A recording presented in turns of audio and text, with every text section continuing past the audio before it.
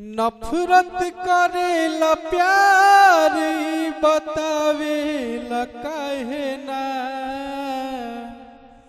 नफरत करेला प्यार बतावेला काहे ना।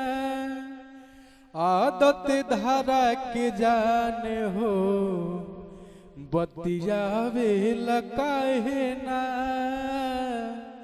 आदत धारा की जान हो बतियावेला काहे ना।